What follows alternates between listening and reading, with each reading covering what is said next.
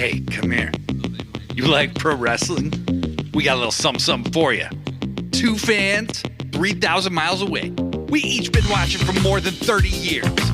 Celebrating the art form, the action, the homoeroticism. We ain't rating matches. We ain't analyzing stories. We ain't experts. We just sit down, shut up, and mark out!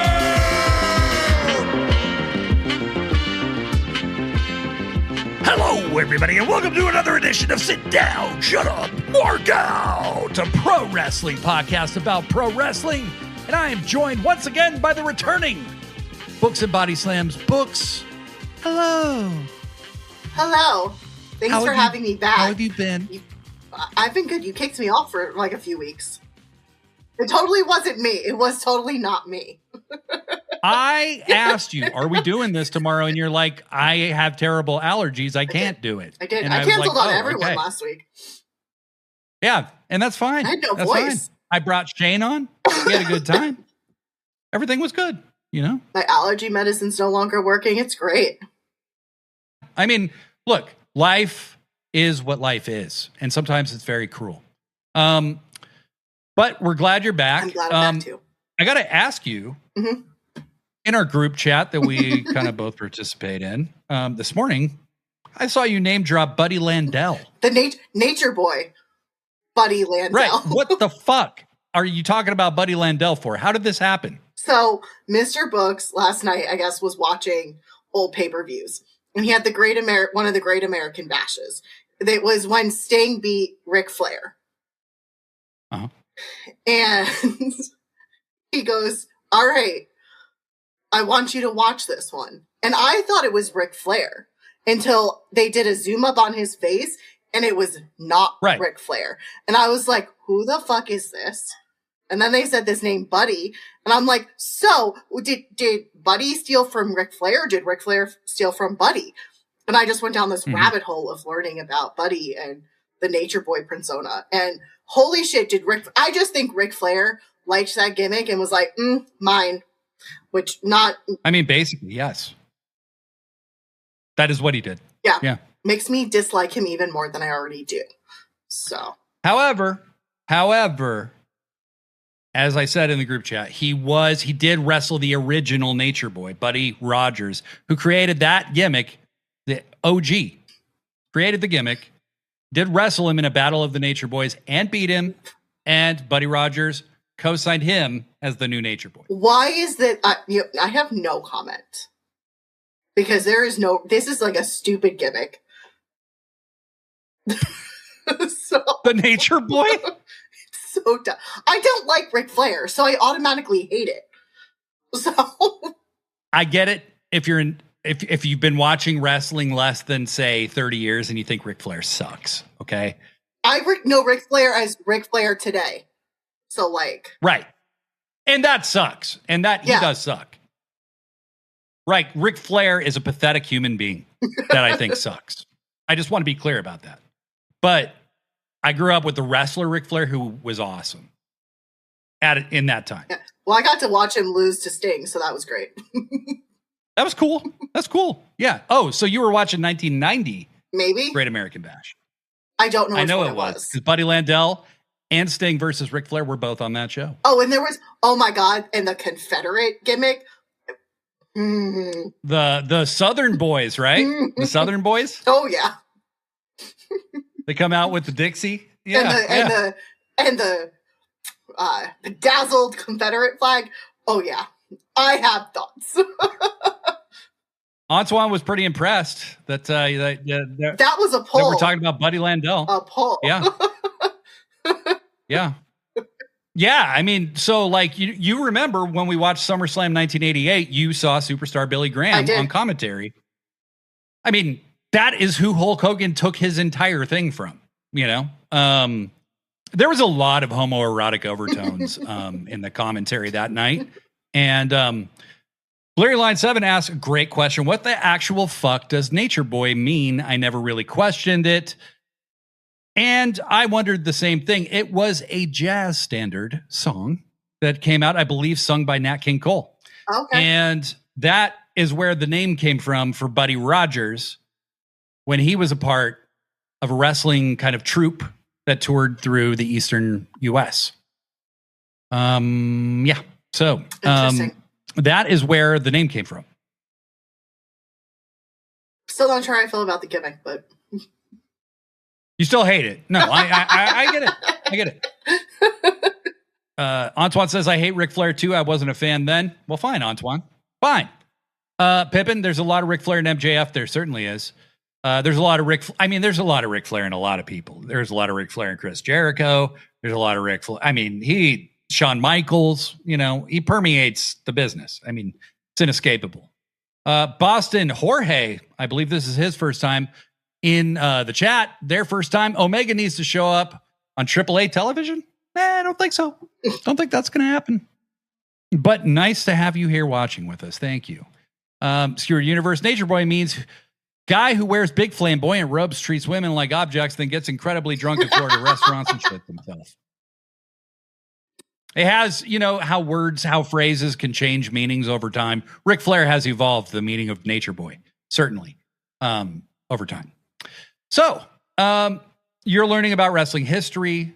We've had you on Pro Wrestling Forever to watch old pay-per-views with us. Actually, there's another one that I'm going to throw your way pretty quick here because I would love to get your take on it.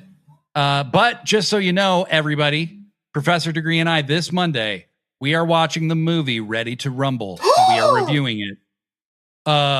Books, would you like to appear on the show and review it with us? Because Mr. Books won't watch Ready to Rumble again because he said it's been too soon. So that's a way to force him to watch Ready to Rumble again. Yes. Okay. All right. I think that makes it clear how I feel about Ready to Rumble.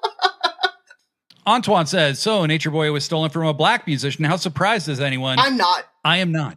There's a lot of Ric Flair and people growing and people up and down the U.S. because he was kissing, stealing, son of a gun. Yeah, there's there's a lot of Ric Flair and like 1/3 of the children born in the U.S. between 1981 and 1995.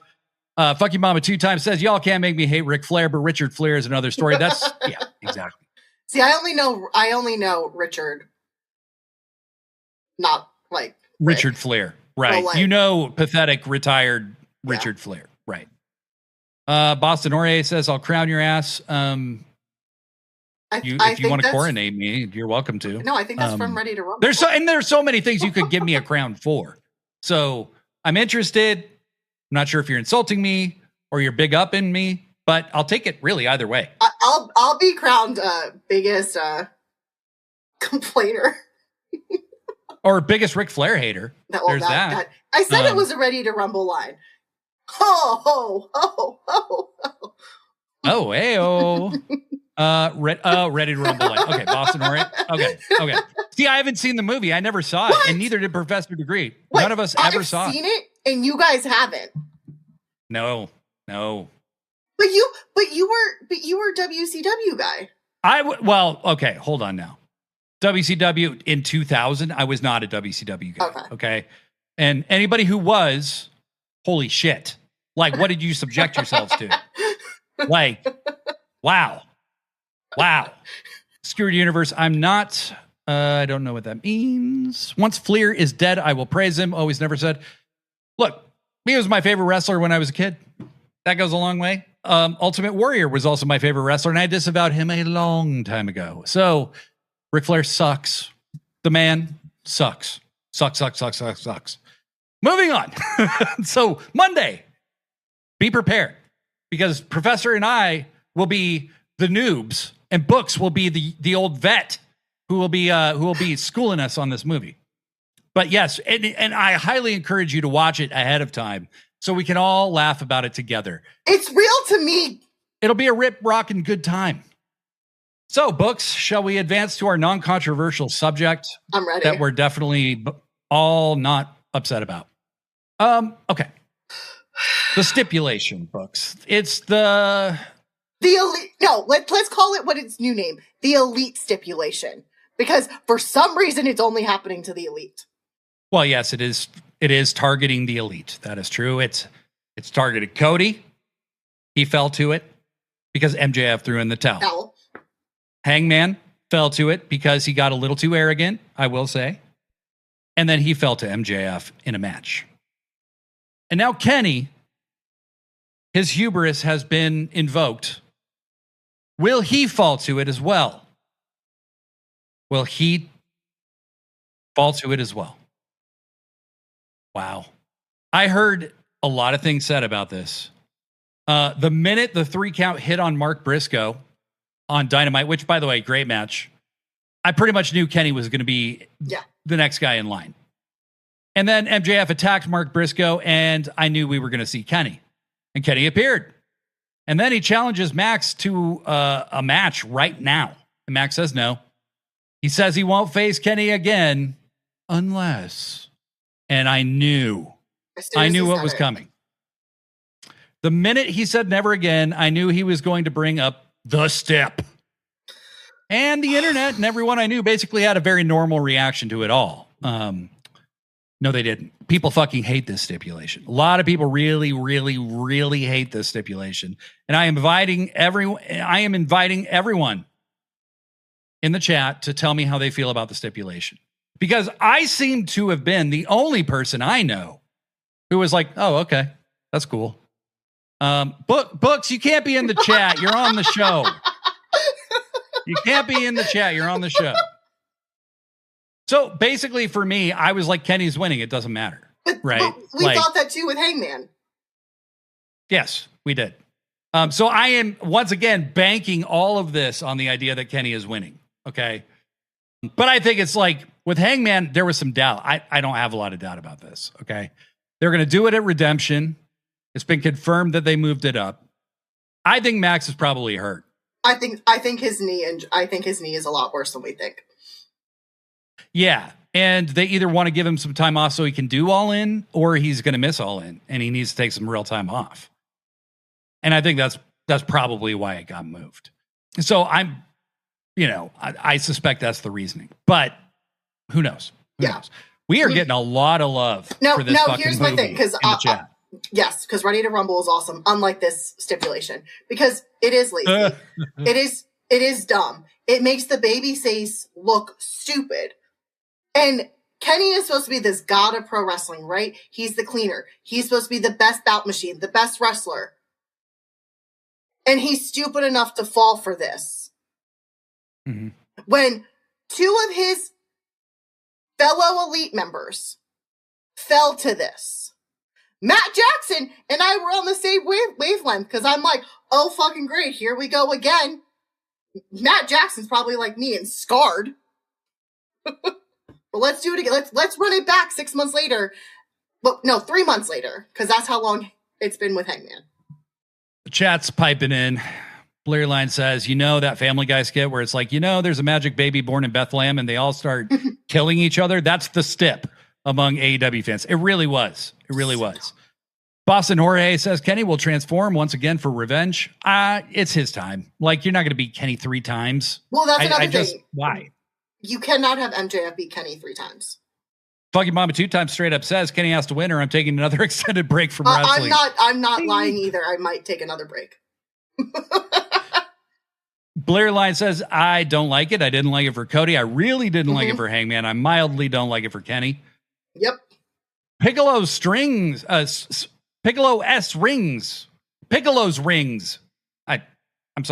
really trying. I hate it. Don't we all? Antoine says, I absolutely fucking hate it. It's the laziest, shitty booking that AEW does. How are you going to implement the same damn stipulation on another wrestler when the story ain't even done with the other? Yeah. Fair. Okay. Pippin says, we hate it because it's dumb and it makes a babyface look dumb.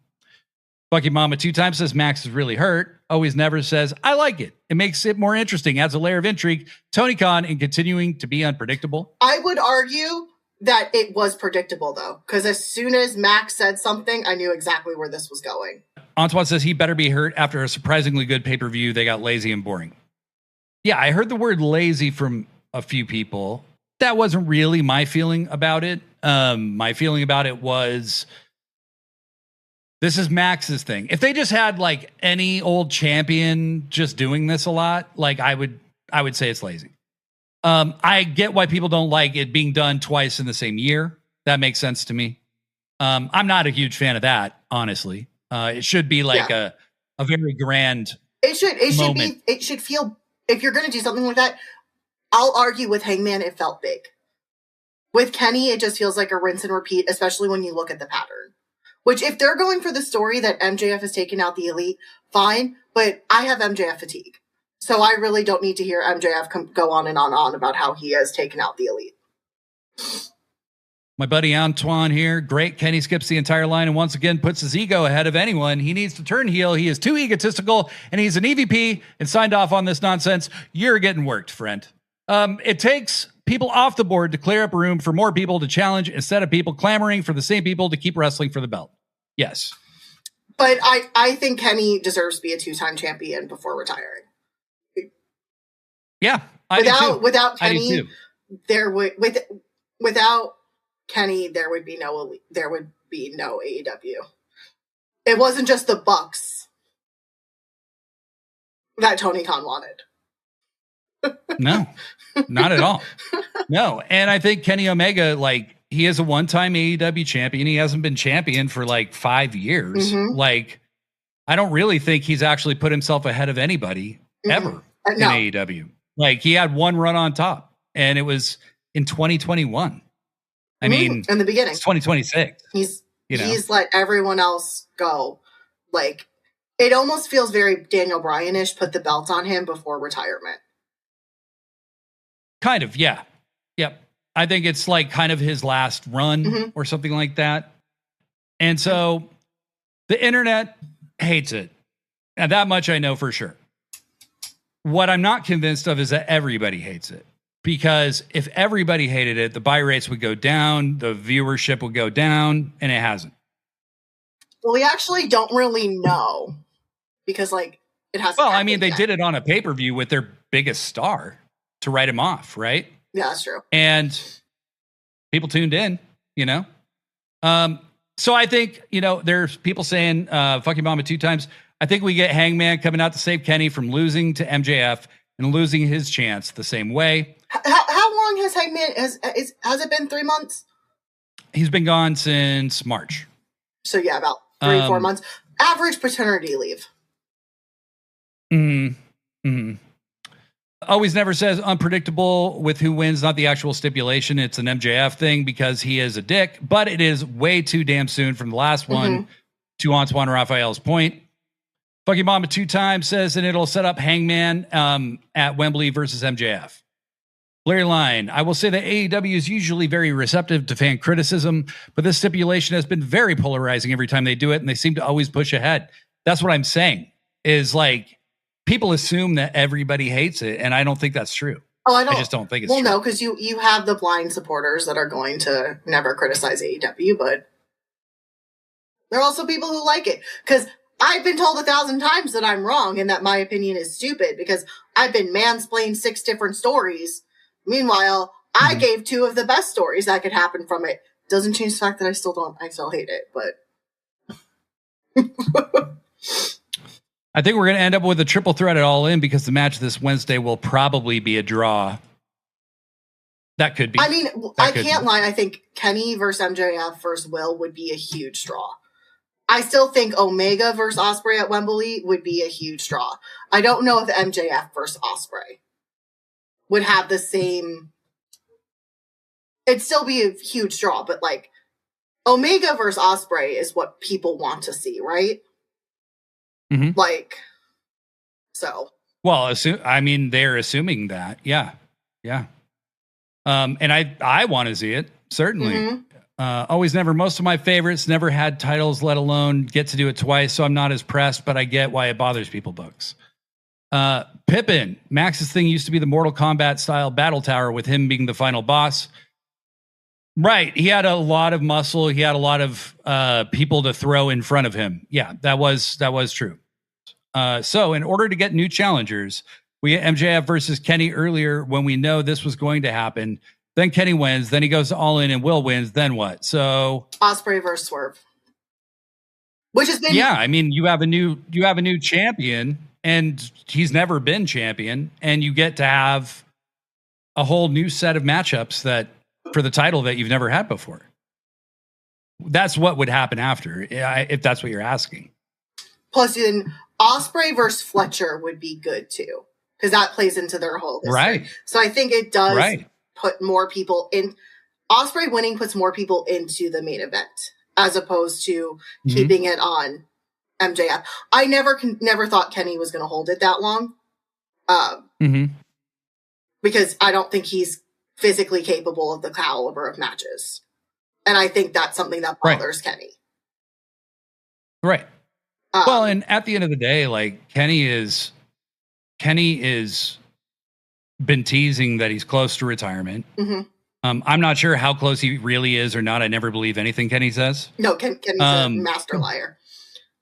Yeah. But I think that at the end of the day, like Kenny versus Will for the first time in England, in Will's home country, to finish, to do the rubber match of a feud that's gone on throughout their career, is a bigger draw than doing even if nothing was wrong with Max. They've already done Will versus Max at Wembley. The ticket numbers are lower than they've been in previous years. They need to sell tickets, so they got to deliver the premier match, and they got to get there kind of soon. So even if Max isn't super badly hurt, Kenny versus Ospreay is the better. You also have mentor giving the ultimate push, because Ospreay was his first mentor, like his first mentoree, right? The first person he was like, "This is who I'm putting my everything behind. Like, I'm gonna push this kid." I think it would mean more, not just to us as fans, but I think to Ospreay to win against Kenny than MJF. And I think for Omega on his way out, this would mean more. I just think there was a better way to get there than this stipulation.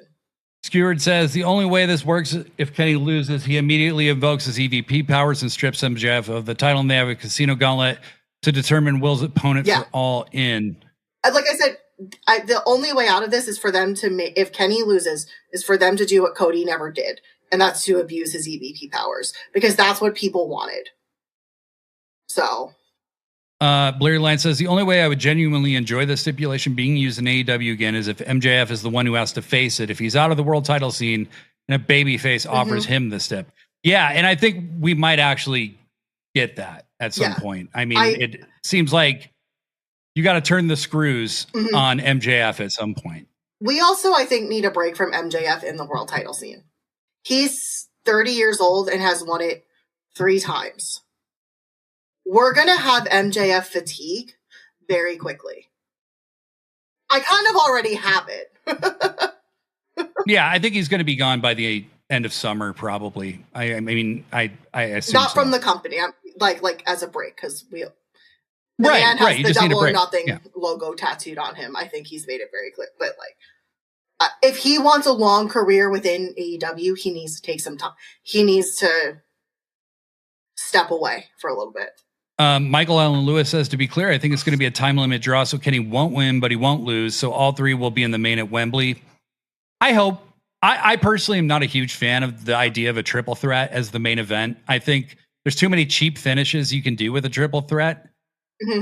If it was an elimination match, that'd be one thing. Yeah.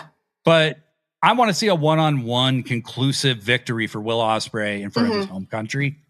That part, you know, I know that that's what Antoine was saying in one way, is that has been that there's like a lot of predictability that Will was going to be in the main event and win the world title. Like, yes, that is true. And that's been telegraphed for a long, long time. But I think that at the end of the day, MJF's carried the main event scene for the last 6 months. And yeah, I wouldn't blame anybody for being a little fatigued with him. I think he's done a great job, but I think it's time to turn it in a new direction for sure. Blair Line, I think my criticism of the stip is that it makes baby faces look a bit dumb, because AEW title matches are not hard to come by. Darby was handing them out like free samples. We have so many tournaments and eliminator matches. Why would you gamble your title career? Like, just wait a month. You'll probably get one from McDonald's Monopoly. Okay, I have a thought on that. because that is, I've heard that said by a lot of people, is that it makes a baby face look dumb. And it does. It kind of does.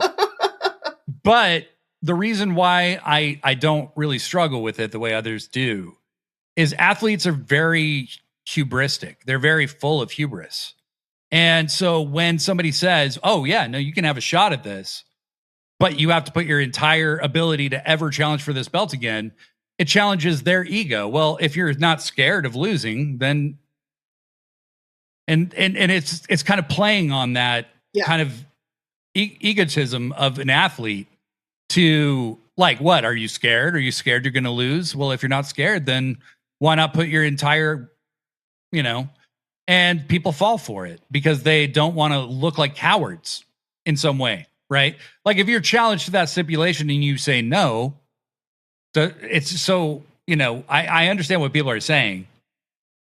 Go ahead. See, I actually would have more respect for the babyface for saying, no, I'm not proud enough to put my shot at the title on the line like that and my future in this country in this company.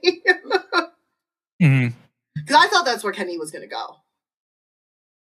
I thought Kenny would be like, I'm not stupid enough to fall for this. I don't need to prove myself. Because it's almost playing, it's playing too much into what Will Ospreay said. And Kenny not believing in himself. But I really do have MJF, Kenny, and Will fatigue. The unintended consequences of this is Will was supposed to spend a lot more time in Japan. So to me, there's no way Will loses. He has to. He mortgaged his New Japan future for this, Will Ospreay, so he must win and let it go away. Kenny, I mean, it's fine. You can be fatigued of anybody you want, but Kenny has barely been there. Like, I mean, he's like been able to wrestle, but he's like been at. But I kind of get it because Kenny keeps going for the world title and losing. Like, it's just kind of at what point do you, it's either put it on him or not at this point. That's where I'm at. And I'm a huge Kenny fan, but I'm so sick of hearing Kenny go for the belt and then give it, because it's kind of been this way for the last couple of years. I'm going to go for the world title. It's my time. And like, and it doesn't happen. It's like, all right, I'm over. I'm also have fatigue with babyface Kenny, which if I'm saying this, it's time for Kenny to have a switch because I am the old, just look at my background. I am the ultimate Kenny mark. It is time for a switch up with Kenny. Like, do something, or if he loses, fine. Put the elite back together and have them in the trios department. Let's have them all chase something else for a while. Pippin says Books is right about everything. I am. I'm always right. Wow. All right. Jeez. Michael Allen Lewis says Darby's an idiot who hands out title shots left and right. MJF won't give Kenny a shot unless he agrees to the stip. That's kind of like, yeah, Kenny could say no, but and then it's like somebody has to beat Max for him to do this whole dance again and try to get a title shot. All right. So we very, very active chat. I think it's something NJPW does fairly well, like because the G1 climax is so established that a wrestler will announce their contendership for a title by backing themselves to win the G1. You can kind of do that with the C2. Yeah. And the problem with the C2 is you win the Continental title. It has nothing to do with the world title. So. Oh, that would have been a great idea for them to pivot with the Continental and actually keep the United, but I digress. All right. So we have too many comments for me to read in the entirety of. Bottom line is, I don't mind the stip. I don't mind Kenny having one last run in the sun. I don't mind one more run. But if he doesn't win this, I want him out of the world title scene for a while because. For sure. I mean, if for some reason Kenny loses, for one, I think that would be moronic. Like Kenny can't lose. Like if he does lose, he's over as like a main eventer, period. Like it's just over. So, Kenny told the Bucks not to interfere. He didn't tell Hangman not to. Yeah. And Kenny beating Max with shenanigans, I kind of just Okay, but like it doesn't seem necessary. No, because you need to make them heel. So have them win with shenanigans. I'm sorry. We need a heel Kenny to make him interesting again. I am a Kenny stan, and I am saying I am bored with Kenny. Make him heel. No one said anything about not having one run. Book said it perfectly. Either do it or don't. Stop talking about it. I want to see you wrestle, not try to outlinguist someone in the ring. Okay. Yeah. Skeward says, I don't see shenanigans other than Hanger coming back and scaring the shit out of Max. Yeah, he might just like distract him, or Max might just be scared or something. Who's to say? I don't know. Because that also then leads MJF and Hangman out of the world title scene for a while and let them have like a Hangman and Swerve level conflict without a title in the picture. Yeah. And I think the build is probably towards Hangman and MJF at All In. It would be my guess. Would be they have some kind of big thing. Maybe not, but damn, just like Bleary said, like you introduce this topic and things get real emotional. It's something we all feel very strongly about. My contention is still, even with all of these arguments, I just don't mind. It doesn't bother me. Well, must be nice. That's all right. No, I mean, look, have your strong opinions, have your strong emotions. Like, I don't think you're wrong per se. I just I feel the way I do, and everybody feels the way they do. And that's what this shit is about, at the end of the day. Speaking of world titles, why does every announcer and Justin Roberts and anyone who isn't Hangman have to call the men's world title the world title, but specifically make mention of a women's world title? Like, I guarantee there's a lot of dudes on the internet who do not care about this, and I don't care about their opinion about this. It is important. Calling the men's the world title automatically and then having to specify the women's, it makes it less by comparison. And I thought we had kind of like evolved past this when Hangman last year specifically went out of his way to call it the men's world championship. And now I can't unhear that. So now when I hear it referred to as the world title, as it is, again, by Excalibur, by every commentator, it sounds very old fashioned, like Tony Schiavone being unable to say women instead of females, right? Like Tony always calls women females. Why? I just call her a woman, call her a person, call her anything. Misogyny. Yeah, that's what I mean, it just comes across misogynistic and stupid, That's the only reason. It's very a lot of old school men on the announcer table.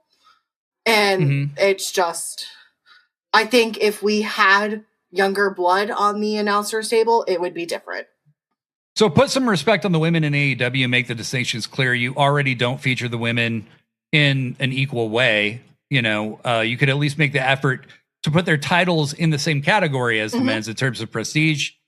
Tony Khan, please don't fuck around. Just do this. Like, this is not a hard thing to do. And hear me out. Part of my fatigue and my step back came because of how the women's division is being treated. They're going to continue to alienate almost half of their fan base if they continue with this. Yeah. Well, and that's why I'm bringing it up. Like, if there's two titles, delineate them by which division they're a part of, right? Like, I don't have a problem with them calling it the women's world title if they have a men's world title. Men's. Or the women's tag titles and the men's tag titles. That makes sense. You can call the TBS title the TBS title because there isn't a men's TBS title. You can call the TNT title the TNT title or the international title. All of that, that's fine until there is. And then you do have to separate them. Yeah. But like, seriously, just like spend a few extra seconds to just say men's. It takes no time. Yeah. I think Tony Schiavone, as a lead commentator, he shouldn't be there anymore doing that. It's time for younger blood. Yeah. It's just Tony, like, he's done a great job by and large. And he's a great, he's a legend. But I think his age is showing a little bit. And I think that it's time to maybe move him as more of a supporting player. You guys can all do what I'm doing too. And that's, I refer to the Women's World Championship as just the world. And I will continue to call the men's World Championship just to piss people off because Blurry Line says how Shivani commentates women's matches genuinely is souring me on him. Skewered Universe says AEW Men's World Championship and AEW Women's World Championship. It's not that hard. That's it. That's really especially because when they say Women's World, it's already longer. How is adding men's that difficult? Right. Yeah. Like you're already going further out of your way. Yeah. Always never. Tony is dope. I just need someone under 50 mixing things up. I agree. Yeah, you need someone younger who gets that your core audience is younger. Yeah, and Tony can still be very useful. Like have him do other things. Yeah. You know, he can still be on the shows. Just I don't know that I need him calling Collision in commentary. And then Michael Allen Lewis. It was funny hearing Excalibur correcting Shivani during Mercedes match by saying this is one of the best matches, not women's matches. Yeah, and Tony, kind of goes out of his way to gender the thing. And you don't have to. Well, you just really don't have to. You also think about when Tony Schiavone came up in the commentary and how women were portrayed. He hasn't really gotten over that. And to me, that's a red flag. It's baked into him somewhere. Yeah. You know, I don't think it's his personal insistence because he's not the only one who does it. Excalibur calls it the world title. Justin Roberts calls it the world title. They're following his I blame Tony Khan. Yeah. Yeah. I blame Tony Khan. Blurry Line, I have major Tony fatigue in females. Calling Tekla an angry young lady and all that stuff just icks me out. I just think Tony's, his expiration date as a commentator has been reached some time ago. Michael Allen Lewis says if Tony Schiavone showed his age anymore, he'd be in the La Brea tar pits. Skewered Universe says it's merely a distinction. You have a men's roster and a women's roster, unless they want to become full intergender wrestling promotion, which they're not. Antoine saying, no, finish your thought. It is Tony's fault. It is Tony's fault. That's what I said. Yeah, it's Tony Khan's fault. If he sits down and has a production meeting and tells everybody, we call it the men's world title and the women's world title, it's a settled issue, you know? To do your job right, you have to call it the men's world title. I prefer Collision as a show, but not the commentary team. I miss Taz. I miss Taz as well. I think that he is just so good at his fucking job.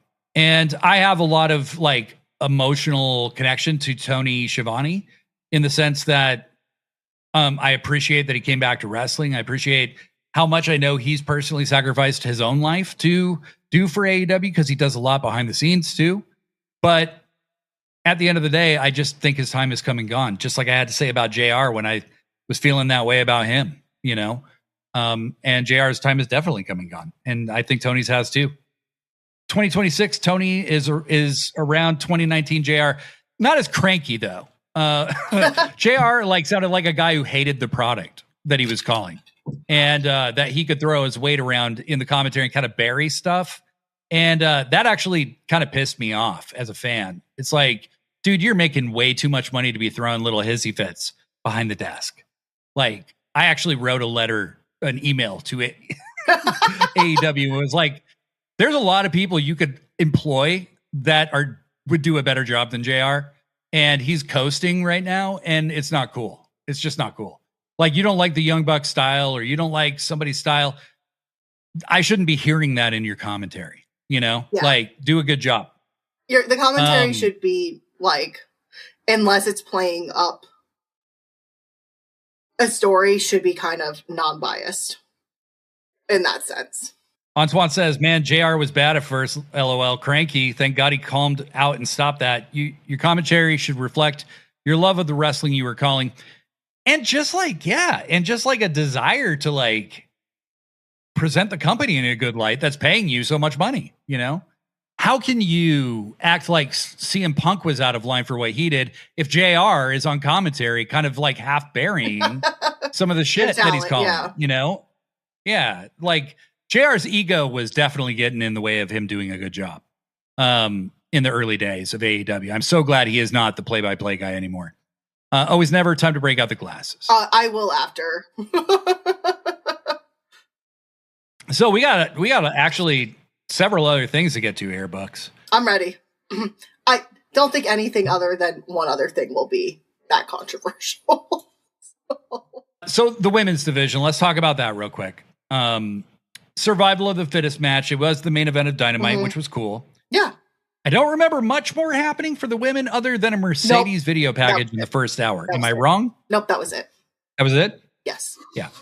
I don't care that you're giving the women 20 minutes. Like, it's at the end of the show. Like, can you sprinkle them throughout the show, guys? So like, here's my thing. If TBS sponsored the women's title, right? Because it's the TBS championship, it's for women. You think that they would want more women on the show that has the belt in their name? I call me crazy, but that's Shida, Hikaru Shida won. A lot of people I did see a lot of opinions. I was kind of surprised. A lot of people wanted someone besides Shida or Stat to win. I did agree about Stat. I didn't feel like it was the right time for her to win. Shida, on the other hand, was my pick to win because they've taken so much time to develop her character. Whereas Persephone, Aminata, Harley have barely been on TV.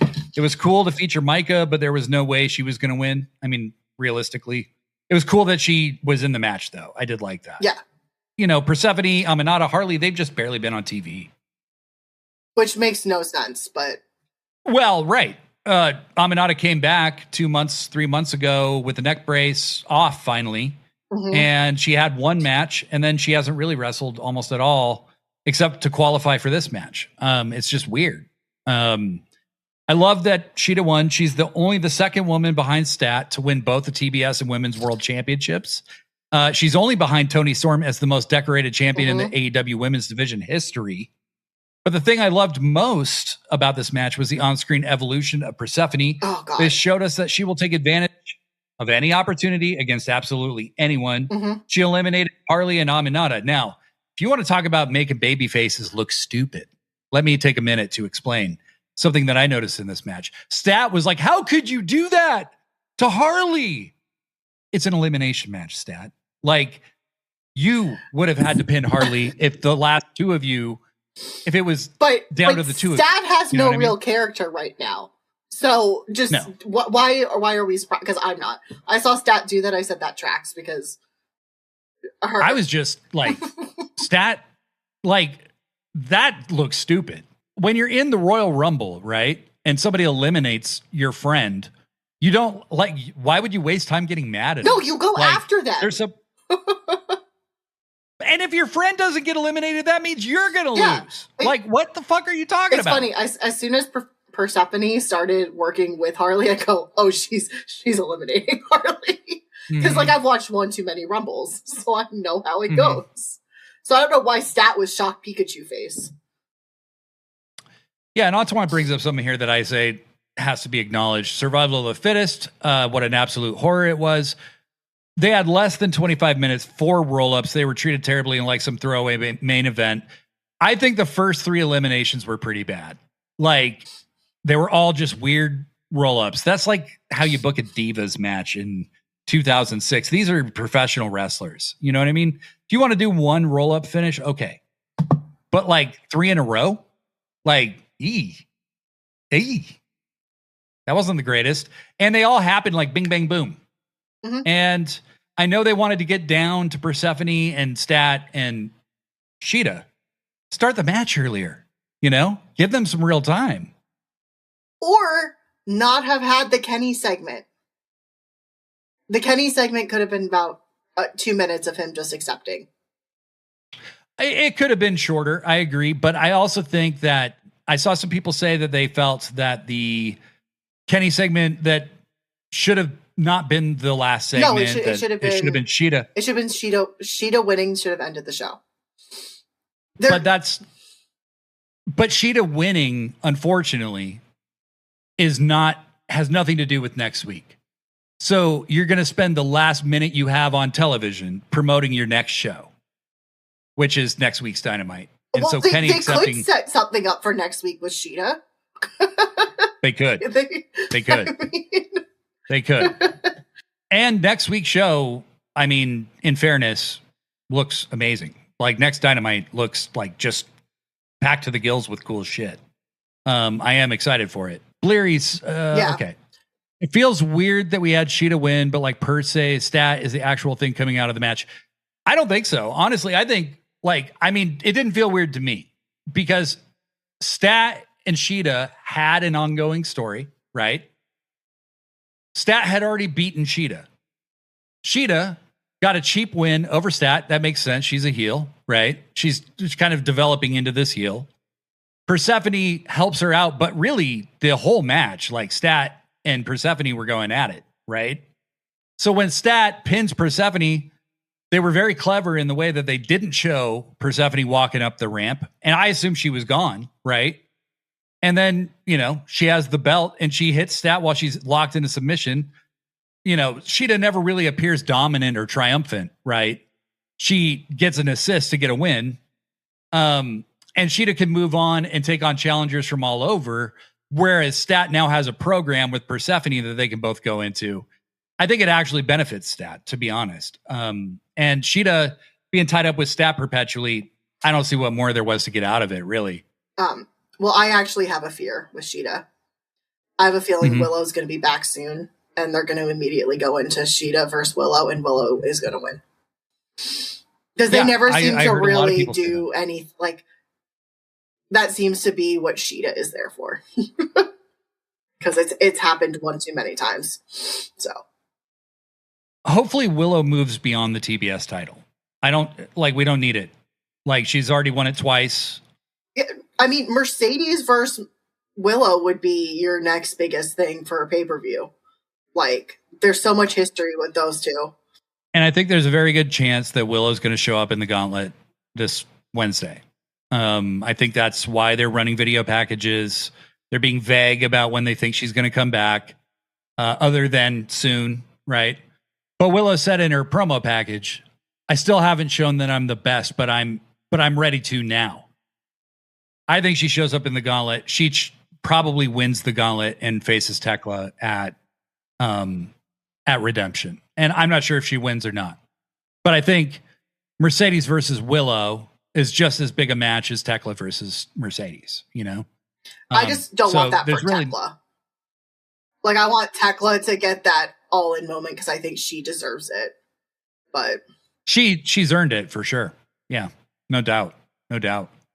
Antoine says, I love that Shida won. I see it being great, but how they got their side, Shida was mine too, and her English has gotten so dramatically better just for this run. Yeah.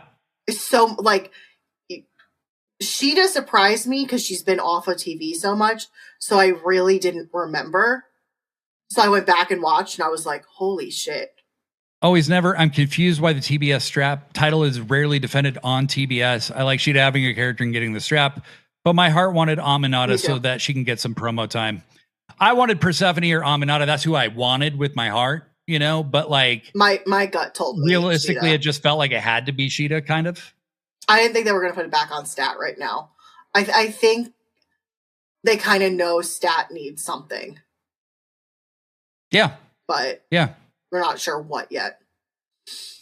Yeti Malone, I would have loved to see Persephone get her first AEW belt, but Shida winning means we get more Shida, and Shida is cool as heck. I agree. Persephone is rapidly becoming like the one that I have marked for greatness. Yeah. She's gonna next. Be he needs to really skyrocket her so quickly right now because she is. And dole out the cash to keep her too. Yes. I mean, I hope she would look at what's happening at the other company and realize the grass is not greener. Right. But he needs to make sure between them and CMLL, they do everything to keep her. Collision was a vastly better show, Blearline said. Yeah, I agree, Tino. Purse is a solid heel. She is. She was great. And it just blew my mind. She kind of had the Tekla crowd response, where it's like, I remember the first time I ever realized that the crowd loved Tekla was when she was against Stat. And the crowd was cheering for Tekla. And when Stat pinned Persephone, they started booing her. So they got to do something with Stat. Stat needs She needs like get her off TV for a little bit and have her work with someone on a real gimmick. On a character, yeah. Yeah. Tino says Stat definitely going to challenge for the CMLL belt. Yeah, probably. That promo package was weird. I'm not sure which one we're talking about. Oh, for Willow? Yeah, like her buying records and shit. I really want a nice run for Shida because I feel like Shida has always gotten the short end of a stick when it comes to titles. Yeah, and always never says Shida needs to hold the title for a while and go on a tear and have a proper feud. I would love that. Brain working. Okay. I mean, mind you, Toni Storm is still out for another year or two here. We still don't know if she has the Juice Robinson parasite or not.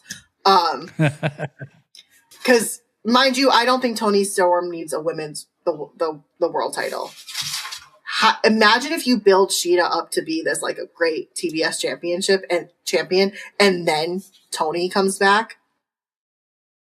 And you put them, because Mercedes has already elevated that title. Mm-hmm. Yeah, I like this because I think it's Shida who took out Toni. So yeah. I mean, I think that's the most obvious thing, right? That's if I were to bet money, that's what I'd bet on. I wouldn't bet money because I don't bet at all because I'm just wrong about most things. But screw Universe, I'd rather see Shida get some defenses in as champ than have Mina beat her for the TBS title in honor of her decimated husband, Tony. I think they need to play into the Toni Storm. If they need to start playing into the Toni Storm thing a little bit more. Yeah. Blurry Line 7 is talking about the Willow promo. I said it earlier, but it had like wife who dies earlier in the movie vibes, like the shots of her running on the beach. So you're thinking like, this is somebody remembering Willow, like, and is narrating like her life and what she loved to do and shit. It was it was a step outside and maybe it didn't work all the way. That's true. Tino says Willow versus Mercedes will go crazy at All In. It would. It would. Always Never. I hate that Gauntlets just end up being the same people that are already on TV instead of surprise entrants like back in the day. Shida slipping in and out of English and Japanese cutting promos was a highlight. Yeah, I agree. Michael Allen Lewis, Stat needs creative and a better booker. She needs the RJ City treatment. Stat just needs to like grow a personality that's consistent that she can do every time. Put her with RJ City for a little bit. RJ would be great for somebody like Stat, who's just like, that's the only thing she's missing. Her in-ring is incredible, you know? But like the problem is with the Cosmic Killer gimmick is like, I don't even feel like she's the same person every time she's on TV. She's not. Like, she's ruthless sometimes, and then she's really nice other times, and then she's all over the place. And I think she's lost, you know? Blurry Line, I would have mostly preferred Persephone because I'd feel more comfortable with her staying around if she'd been given the title. I fear her becoming a Stephanie Vicker so badly. I think we all do, but yeah, there's at least a element of that fear in me for sure. Per se is going to be a huge star. Her and Maya World are your future. Skewer Universe. Yeah, I agree. Tino's talking to Bleary. I don't think the risk is as bad as it was with Vicker. Per se has said that she loves that she gets to do whatever she wants. Yeah, and she's 23 years old. I mean, she's got lots. She's going to have 3 or 4 more big contracts. But you know? Toni just has to get better booking the women so these women want to stay where they have more freedom as opposed to going somewhere else where they may get better screen time. And he has to realize that there's a risk of that. Well, he does. I think, you know, that we brought that up, right? Like, if you're a woman in another promotion thinking about going to AEW, I would have red flags. Why would you sign there if you could get the same or better money from WWE, who at least has NXT, if nothing else, where women are being main characters? Yeah. You know, I would have red flags. As a woman, I have red flags. Yeah. Blurry continues about this Willow thing, and his comments are killing me. I did like it, but it did feel like weirdly memorializing someone who's very much alive and not retiring. And it also says splitting Stat from Stokely was a mistake. Yes. Yep. You need somebody like that, or have her work with like somebody like an RJ who can like dream up a whole thing for her, you know? Yeah, she just doesn't know what she wants to be or who she wants the character to be. So take her off TV and let her figure it out. Like, I'm very excited for verse Persephone, but like, what stat are we getting? We'll probably see 3 different stats throughout the run of this little feud. Yeah, Skeward says it's like she can't figure out what the core of the character is. Yeah, exactly.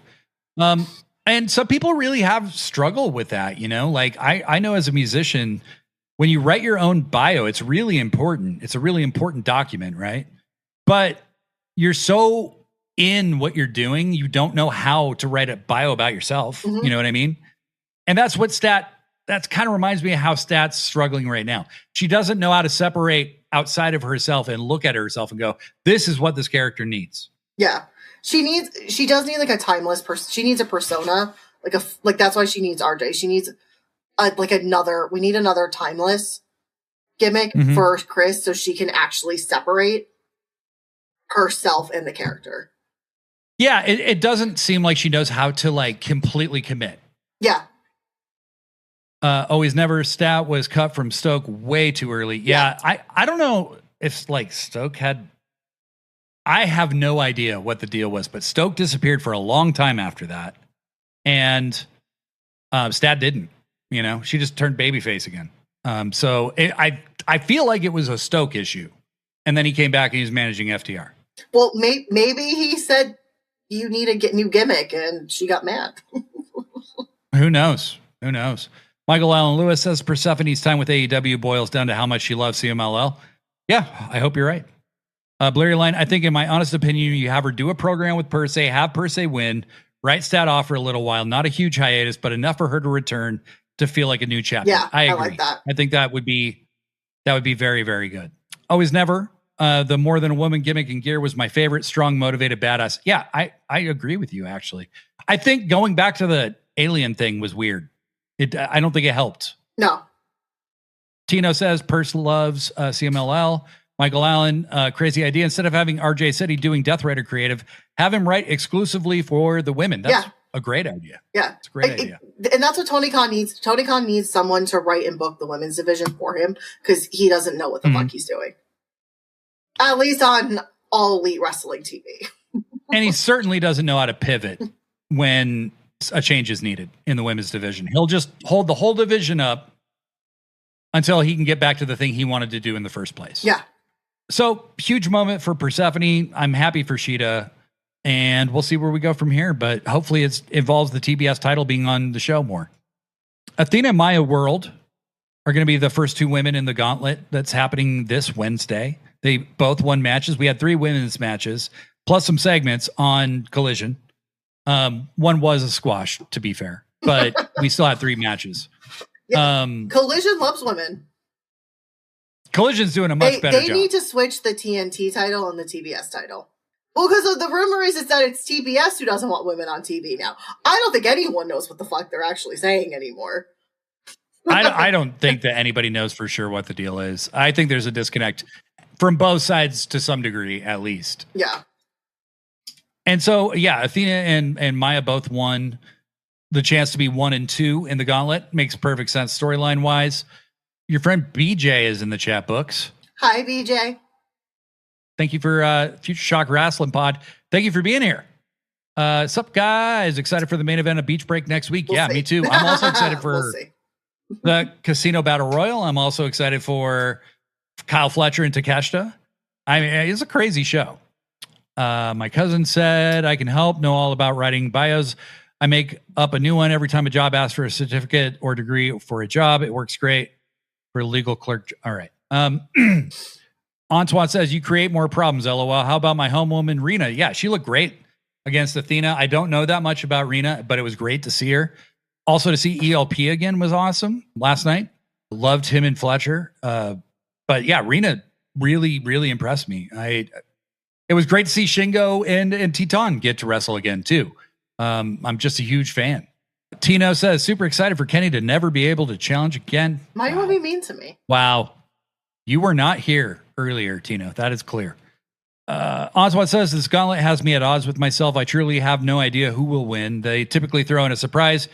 You think one comes for us next week? I think it's Willow. I think it's Willow. And I think she's going to win.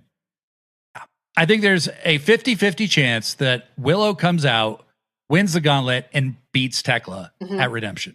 And then faces Mercedes at All In. Because I think that was where they were going with this in the first place. Agree. It was supposed to be, it was 100% supposed to be Willow winning the world title. Yeah. Michael says, also having Megan Bayne and Lena Cross as tag champs and not featuring them on TV is mental. What are we doing?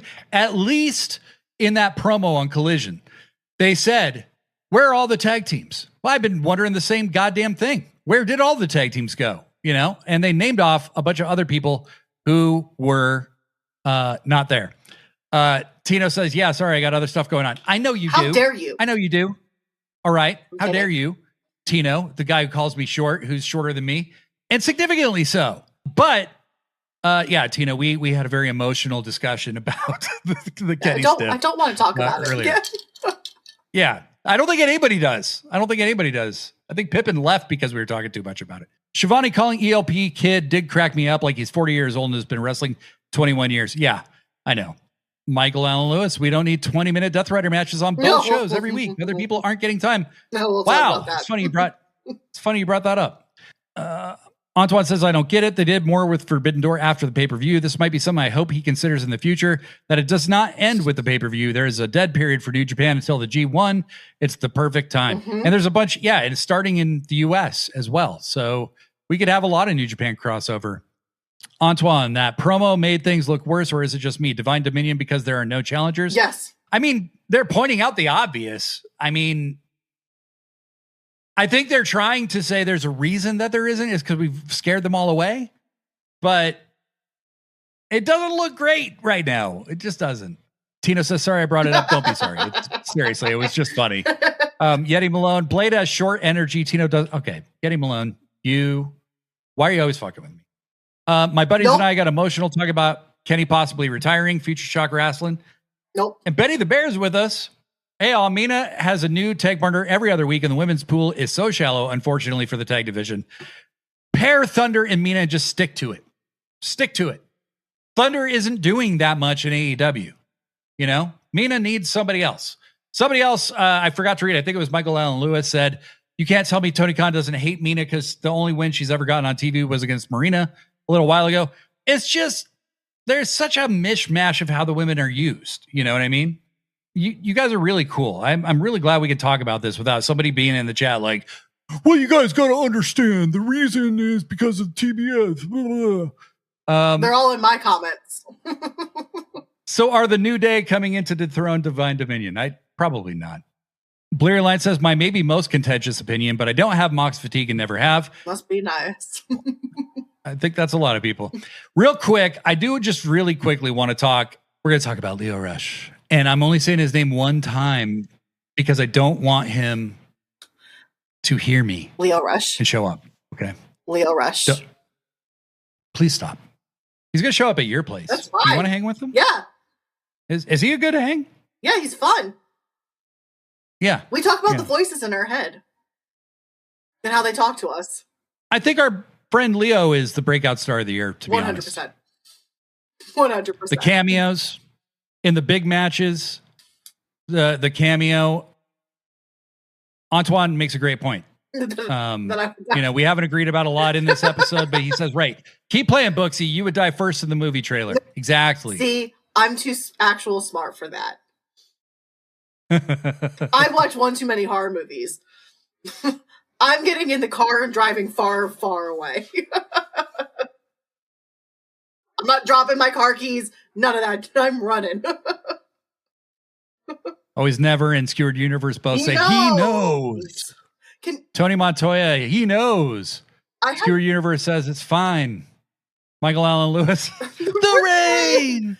I have to say, the rain. I was watching that interview he did the other day, and I'm just like, I want to know what goes on in his brain just to know what to say in these interviews. Like, because I have no idea. The commitment to this gimmick is freaking amazing. I don't think we've had someone this committed to a gimmick since Timeless Tony Storm. Like, To me, when you ask me about greatest all time, like gimmicks, it's timeless Tony Storm and Lio Rush right now. Blackheart Lio Rush saw what Tony Storm was doing and said, give me that. Give me that. And he had his own lore and his own like character quirks that he figured out. Blurry Line, let's wrap up the women's stuff because Blurry Line made a good point. I refuse to believe any of this is because of TBS. TK has the pull. He has the cachet. You're telling me he can put matches on where people lose 30% of their blood, have a guy invade someone's home, burn a guy's house down, but the network won't let him book women? It's 100% Tony. Yeah. It's 100% Tony. You know, so I do think there's legitimacy to that. Blurry Lines also says, I've rewatched the Gollum spot like 5 times since the pay-per-view. Books, I know you're still getting through Forbidden Door. Have you seen what he's talking about? No, I mean, I've seen the clips of it, but not like in like full context. I still haven't watched all of Forbidden Door because Forbidden Door took place during my break. My break. There's a spot where MJF has the Dynamite diamond ring on in the cage, and he puts it on, and then he has his fingers like splayed out like this, and Leo just stops and stares at him, and then he moves his hand, and everywhere he moves his hand, Leo moves his head, and he realizes that he's going Gollum on the ring, on the Dynamite diamond ring. It's so fucking funny. Lio Rush is MVP this year. They have made 0 wrong moves with Leo. No. Like he's killing it. I love that he won the TV title, the Ring of Honor TV title. Our friendo Chrissy Chemistry pointed out that he carried his title in a bag like the Conglomeration does when he went to face Kevin Knight. He wants to be their friend. Yeah. And I love the story wrinkle with the Conglomeration. Now they're openly speculating that Leo might like them. I think it's perfect because he's like a fucking seriously insane, kind of repulsive babyface. And that's hilarious to me. Yeah. You know, and when I say repulsive, I only mean like the stuff in his mouth and all that stuff. Like, what's going on here? But like, I think it's very, very, very cool and heartwarming in a weird way. Mm-hmm. Yeah, it's, you know what? Bravo to Lio Rush and for the commitment and to AEW because every single person is fully committed to this gimmick. And I wish they would do that with more than Tony Storm. Mm. But yeah. Let's see. Antoine said, and the stuff he just did with Shotzi Blackheart was great. It was really good. I just saw that. Future Shock. This is Leo's best character work I've seen by far. By far. Hot take from Bleary. No. Hot take. He knows means Leo knows who killed Tony Storm. No, that I could see that. I could see that. They respond to over the top and crazy Lio Rush. Yes. Always never. I was watching so many shorts of his interviews back when he was less coherent. That Shotzi and Lio Rush match and the follow-up was amazing. Antoine says, I will always keep saying as long as his in-ring work does not suffer, he's too good in the ring. And so far it hasn't. Yeah, no. Michael Allen had asked, have you guys listened to Lio Rush's EP? What would he do? I did. It's really good. It's really interesting. It adds to the lore. It adds to the lore of Leo. And the start of his gimmick being used in AEW kind of coincided with Tony's murder. So I think he saw and he knows is saying what the real Leo saw and what happened. Oh, interesting. Okay. Oh, listen, I would actually really respect AEW and long-term storytelling if that is all. Yeah. If it's all connected like that, for sure. Benny the Bear and Orange needs someone to bounce off of. Yeah. And they're just great. I loved the vignette when Orange originally said, like, don't move. If you don't move, it can't see you. And Leo had the umbrella and he turned around and he goes, the rain. That was like the first time he ever did it. Him doing that, just the thought of it just cracks me up. I think this is what they wanted Orange Cassidy and Danhausen to be, but this just works better because Lio Rush is just out of his mind as this character. I don't know why it's working so much better than Danhausen and Orange Cassidy, but I think this is what they wanted from that team up. Antoine, side note, I wish they dropped the murder part. Just doesn't fit who they are or their fans are or how I am. I don't mind it at all. Honestly, I think it's kind of, as long as they keep it silly and it's not taken too serious. It's like, we know she didn't get murdered. Like, well, and I think she's injured. Fits into the whole, it kind of also makes sense when you look at like the timeline of Timeless Toni Storm. A whodunit would have, she went from like the 40s and 50s kind of star. So a whodunit makes sense. It just, if she's pregnant, this is not going to make sense in a year. Mm-hmm. And I think that's my only issue. Well, right. And that's the thing. How long do you take to reveal who injured her? Mm-hmm. Because if you wait till she's ready to come back, which I suspect they are doing, it's like too long. Too long. Yeah. They should have just said she was injured. And then if she wanted to announce. If not, killing her off in that way could have led to really good storylines, but of course they dropped the ball on it. But now it's just, if she's out for another year or so because she is pregnant, it's not going to make sense. Well, they have to reveal who did it before then, is what I'm saying. Yeah, like, and they I don't have think to they do are. it. They're going to wait till Toni Storm is back. And that's dumb. That is a bad idea, because I agree completely with Bleary, who says, we never got Mina in a trilby and overcoat with a pipe and a magnifying glass. And that is a huge waste. I know. Yep. I agree with you. Michael Allen Lewis says, I want Toni with Leo now, with her being Dr. Claw from Inspector Gadget, petting him like a cat. Antoine's so much better because he's such a good wrestler, unlike Danhausen. I didn't want to say that. Probably being a very relatable person, unlike Danhausen, who was so gimmicky with the curse. You buy into this? Yeah, I didn't want to say that's why it was, but like Leo Rush being a good wrestler makes it better. Danhausen's not. It's why Danhausen hasn't wrestled yet either in WWE, and why he's just cursing people, because he's not that good. Yeah, I think that, there's no. I don't mind the Toni Storm being injured by somebody, and being investigated like it's a murder mystery. Like, that's fine. But and you would have thought they would have known this at the time. You're going to have to reveal who it was before she comes back. Because if what we suspect is true, she's going to be gone a really long time. Well, and here's the thing. Come on. I think they just thought of the first thing that they could come up with and had no plans from there. How do we write her off quickly? Mm-hmm. It took Jay White 15 months to return from the kind of injury you get from hanging out with Juice Robinson. It's Juice. I think we need to keep Juice away from everyone now. Okay, so here's our potentially controversial opinions about one thing. I love Jon Moxley. I really do.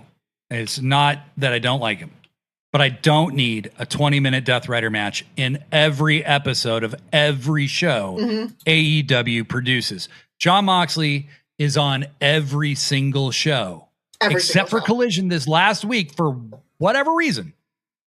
I don't need him that much. Like, I know he's got a great work ethic, and I applaud that. I don't want to punish him for that. However, here's the problem for me. I know he's in a really important story right now, and he is. Yeah. And I love what he's done with it. But could we maybe take 2 weeks off from the actual matches with him and maybe not even have him on the show at all for a couple weeks while Will carries the story, or some of the other Death Riders help carry the story? Because it's about Will as a Death Rider, right? It's not just Will as Mox's son, right? And I'm not saying Mox is like Jericho, because he's not. He's not going to have nuclear go away heat, But I felt like AEW has continued to revolve around him a little too much the last several months. He's doing great work, but he's by far the most protected guy in the company still. Yep. Still. It's John. It's not Hangman, the guy who beat him. It's not anybody new. It's Jon Moxley. Nobody can beat Jon Moxley. And we've been doing this now for 7 years. When was the last time he was off TV for an extended amount of time? When he went to treatment? No, it was before he won the IWGP title, is what it was. He won the title. He came back and won the title from Naito. Then he lost it to Naito, lost it back to him. And then he turned on Danielson to start the Death Riders. That's what it was. Because he was gone for like 3 or 4 months. And that was weird. Because we'd never seen him gone for that long. But I truly do kind of have Mox fatigue. I do. I said it on, I just was, the Will match could have been anyone in the Death Riders with Moxley out on the side. And we've really only seen how Moxley's relationship with Will shapes his experience in the Death Riders. What about his relationship with Pac? What about his relationship with Danny? What about his relationship with anybody else? They could be playing up like Claudio or Pac or Yuta feeling betrayed by Jon Moxley for bringing someone new in and pushing him. There's so much like story potential there, and they're just focused on Will and Mox, and I don't think that's the story. And we still have 6-8 weeks to All In. You know, there's no need to just focus completely on the Mox aspect of it. I love Mox. He does a great job, but he's the Continental Champion. He never loses. Never. It's just boring. And it just gets to be a drag. And like Mox doesn't have, and nor does anyone. I would be saying the same if this was Kenny Omega. I would be saying the same thing.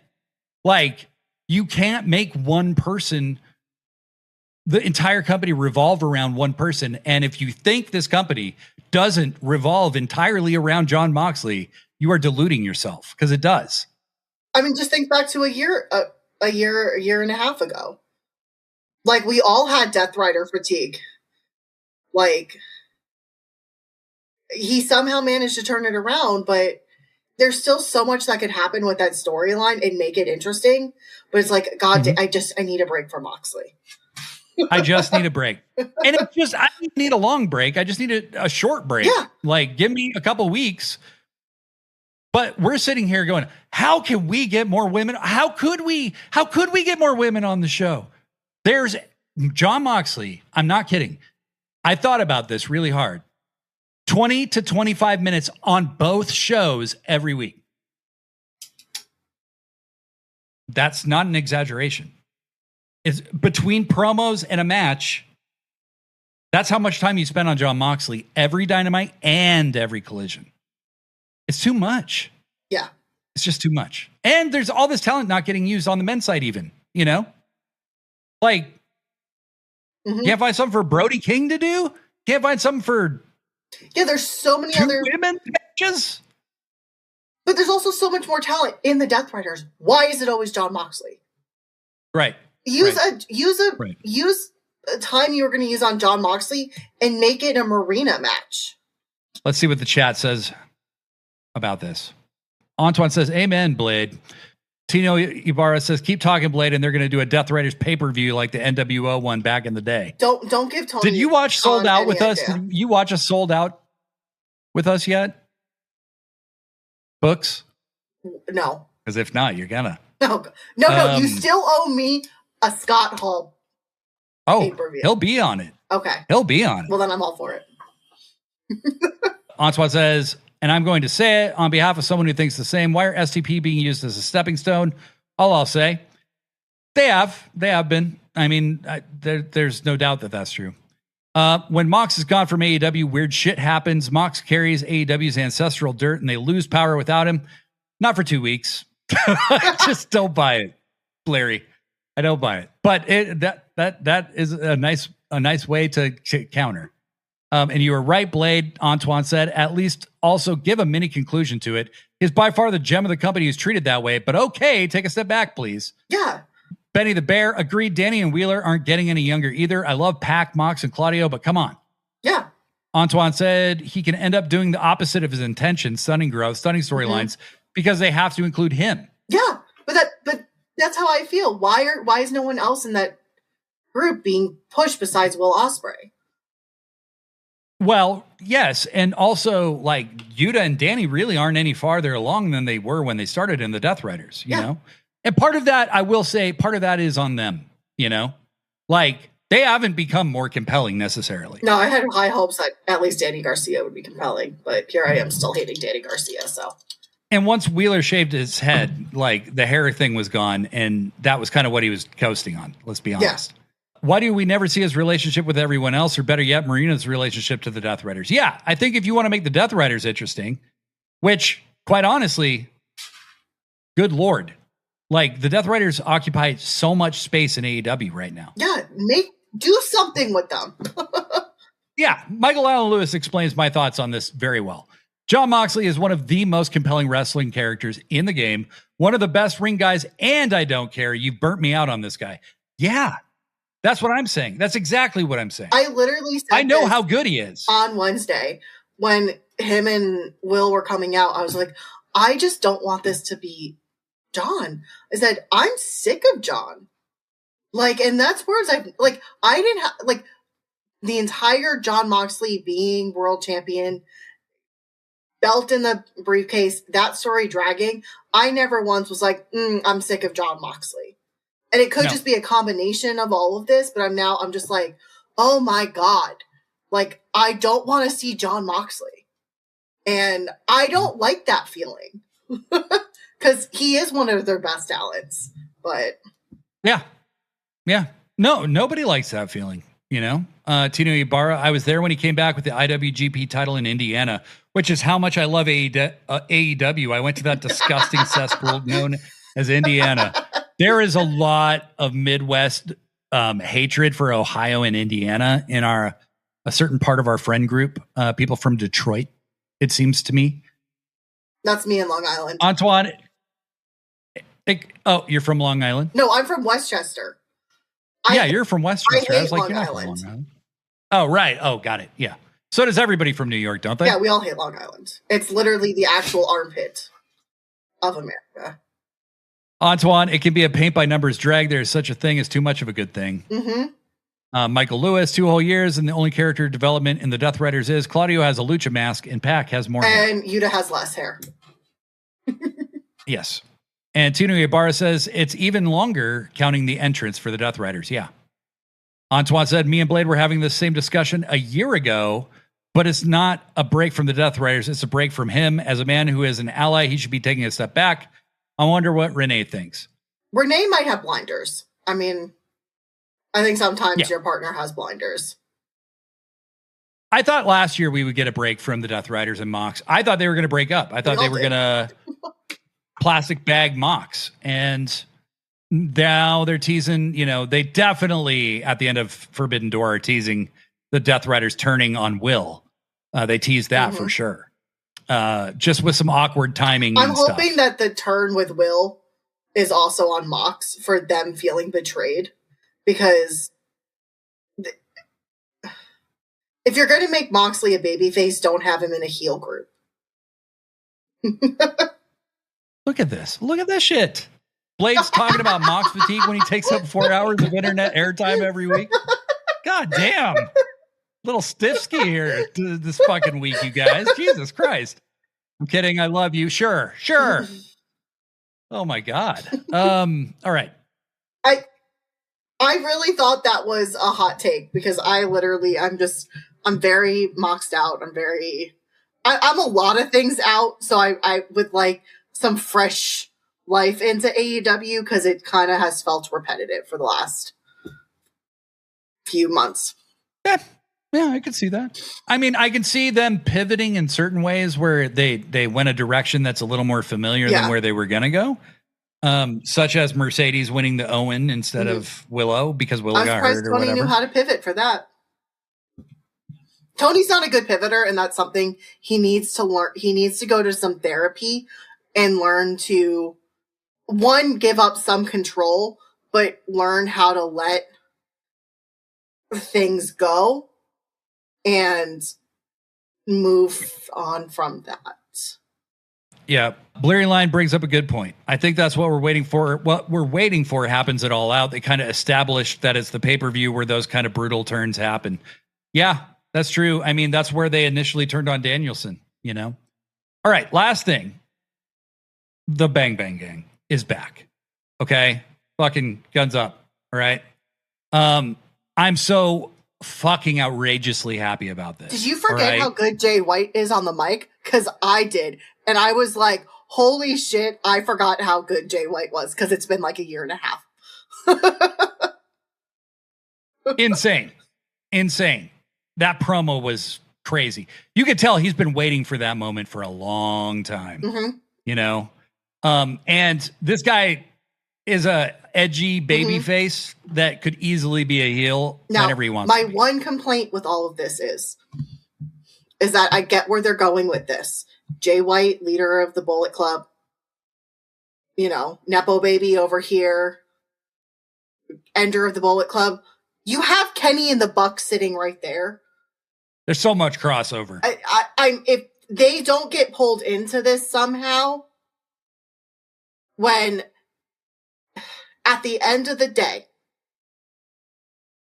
without Kenny and the Bucks going into Bullet Club, without them forming the Elite, we would not have AEW. They should care more about Nepo Baby killing the Bullet Club than Jay White. That's all I'm going to say, because it's kind of driving me nuts. The reaction that they got from the crowd was unbelievable when Jay was on the mic. Blurry Line says it well. I fucking love Jay White on the mic because he's the only guy in wrestling talented enough on the mic to play a heel playing a babyface convincingly. Because this motherfucker is a wolf in sheep's clothing, and we all know it. Less Mox, more Jay. Yes. And that's why I was glad the next night, you know, and right after their promo, they ran a clip of Cope and Cage backstage talking, and Christian Cage doesn't like Jay White. And, you know, that's a source of they're not on the same page about this, right? And then immediately they announced that the Guns and Jay White and Adam Copeland are going to be in a tag team match versus Shane Taylor Promotions. And yeah, that is Shane Taylor being thrown to the wolves again. However, at least it's against a faction that has some kind of momentum and heat behind them that's new. And it was a very good match, by the way. But after the match, the Death Riders, with everybody except Ospreay and Mox, attack the Bang Bang Gang. And they all attack, and so do the Dogs. And they kind of wipe the floor, including Copeland. And that is very interesting to me. This is definitely going to be Blood and Guts or Anarchy. Yeah, I think so. And I want but to I would like Cope and Cage taken out and replaced with the Elite. I agree. And I agree. Cope and Cage I think, though, if Kenny's going to be tied up with... But what are the Bucks doing? Yeah. I think if they're going to be in Montreal, maybe that's a redemption thing, and they're going to do it in Montreal, which they're Canadian. I don't know. There's plenty of tag teams that can go up against. Michael Allen Lewis says, same books. I totally forgot because my last promo memory with him was from that awful MJF feud. He got set up to fail so hard in that feud. I mean, Tony was just not in his bag at that time. He was scrambling because you made Jay White look like such a fucking dork. And how do you make Jay White look like a dork? Like, you have to really try to make Jay White look like a dork. Yeah. Jay White is kind of the Christian Cage of his generation in that he's a wonderful bastard who's like your favorite wrestler's favorite wrestler. Yes. Blurry Line said, you need to be really educated on wrestling to fully appreciate everything Jay White does so well, which is very much the story of Christian. That's a great point. Jay White, you know, I say it all the time. He's one of my very favorite in-ring wrestlers, period. I love everything he does. I love how he goads people, drives them insane, pisses them off by countering them constantly and antagonizing them, and then they lose because they lose control, and he stays in control and he defeats them. Jay's just so fucking good. I'm very, very excited to have him back and feuding in a big feud with the Death Riders. Unpopular opinion, but I almost want Kenny to lose. That way they can just scrap Cope and Cage from this and pivot and add Kenny and the Bucks to this. I'm sorry. I just don't understand how you have this story right there. And the dogs are still going to be in AEW after but it's not going to be right? Like if Jay White gets revenge, it won't be as meaningful when Kenny and the Bucks also get revenge. Team them up together to murder them. You noticed in that promo, Will got named as a fraud, because Jay White calls him the biggest fraud in the business. And I would love to see a world title feud between Jay White and Will Ospreay. That's why I'm not upset for Will eventually winning, because I think Will bring in new life. Again, we need Mox. We need MJF out of the world title. We need Samoa Joe. Even Hangman all need out of the world title picture. Well, yeah, Hangman's no problem. I'm not exactly mad that he can't challenge right now, because I have a lot of fatigue with the current landscape of the men's world title. I think it's going to be exciting to have Jay White, to have Swerve, who's definitely going to be up in Ospreay's grill out now, and Swerve maybe with a new embassy behind him. You're going to have all kinds of shit going on there. You got the possibility of Kyle Fletcher, Konosuke Takeshita, Kazuchika Okada, Woods, all these people. Austin Creed, Kofi Kingston. Possibly Kofi. Yeah. I mean, there's a chance that they could do some really, really crazy shit. So there's two chats I want to read real quick before we head out here.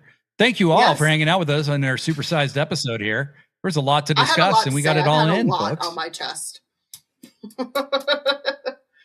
All in is glory and triumph. All out is for crimes. That's a Blair line. It's true. Tino says, do we feel like Tony pivoted? Do we not feel like Tony pivoted well for the Owen? I actually think he did all right. Yeah, I think he did. I think he did all right. I think that was the first time he actually pivoted very well. I think maybe he is getting therapy, but he's not a good pivoter. But I think Mercedes coming back was easy then for him to pivot. I think if Mercedes wasn't coming back, he would have no fucking clue what he was doing. Boston Jorge says, when is the next episode? The next episode of this show is next Friday at the same time, exact same time. So 6 p.m. Eastern, 3 p.m. Pacific. And then this Monday, Professor Degree and Books and I will be reviewing. We will be watching and reviewing Ready to Rumble from 2000, the WCW Classic. The best wrestling movie to exist besides Nacho Libre. Books and Bodyslams has seen it. I have not. And I'm like a lot older than her. And I'm a new wrestling fan. Who didn't grow up on WCW, had no idea that David Arquette was a WCW champion. So the fact that I've seen it and they haven't is pretty impressive. Michael Allen Lewis, how are you all feeling about the Ciampa Jericho feud so far? I think it's fun. I don't have a lot of Jericho fatigue right now. I mean, I have real life Chris Jericho fatigue, but not in wrestling. So I've kind of enjoyed, but they also seem to know that people get fatigued of Jericho quickly. So they doing well. Yeah. No, it's I haven't minded Chris's work at all. And I think him having Ciampa to bounce off of, they've been really good for each other to bounce off of. Ciampa's so gifted, and he can inhabit different sides of his character without breaking the wall and becoming somebody totally different, which is really hard to do. Antoine says, love you, fam. We love you too, Antoine. Always never. We need a shake up at the top. I'm not thinking of an embassy reforming as a possibility since it gets in the way of me appreciating the story in front of me. Fair enough. Blurry line, isn't that film also the debut of John Cena? No, it's a WCW film. This is the one David Arquette is in. I believe DDP is in this movie. Bam Bam Bigelow, I think. There's only certain wrestlers I know that are in it. I know DDP for sure. Mm-hmm. Yes. Michael Allen Lewis, line of the week. Will Ospreay to MJF. Be careful, you end up breaking your neck, sucking yourself off, man. Oh my God. Yes. Yes. He's at the gym and he's like lifting weights. Okay. Oh my God. I forgot about that because I remember stopping and screaming, oh my God, that's John Cena. Yes. Yeti Malone is confirming this. Okay. I did not know that. Okay. All right, everybody. Thank you so much for joining us. Books, stay here. We're going to be on. Till next time, I'm Blade Daly. And I'm Books and Bodyslams. Pro wrestling forever.